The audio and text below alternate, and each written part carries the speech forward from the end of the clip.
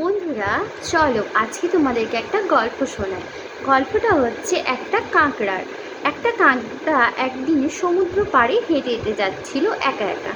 তো সে ভীষণই খুশি ছিল যখন সে পেছন দিকে তাকাচ্ছিল, দেখছিল তার পায়ের ছাপটা খুব সুন্দরভাবে সমুদ্রের বালির ওপর পড়ছে।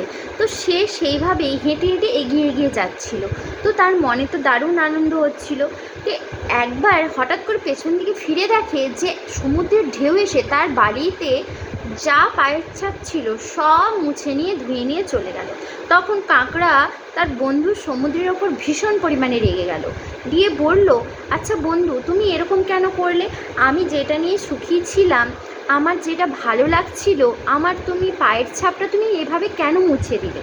তখন সমুদ্র হেসে বলল, দেখো ওই দূরে মাঝিদের দল তোমার এই পায়ের ছাপ দেখে তোমাকে ধরার জন্য আসছিল।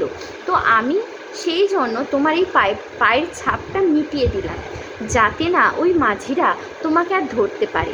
সেই রকমই আমাদের জীবনে এমন অনেক বন্ধুই আছে যাদেরকে আমরা দূর থেকে ভাবি যে তারা হয়তো আমাদের ক্ষতি করেছে এই কাজটা করে, কিন্তু হয়তো তারা সত্যি আমাদের উপকার করেছে।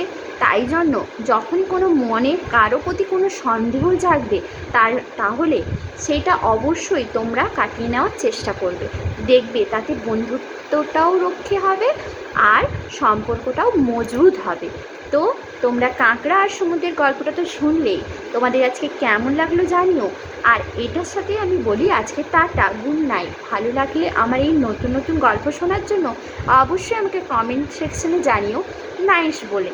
তাহলে আমি আবার নতুন নতুন কমেন্ট নিয়ে, গল্প নিয়ে তোমাদের কাছে চলে আসবো। চলো টাটা।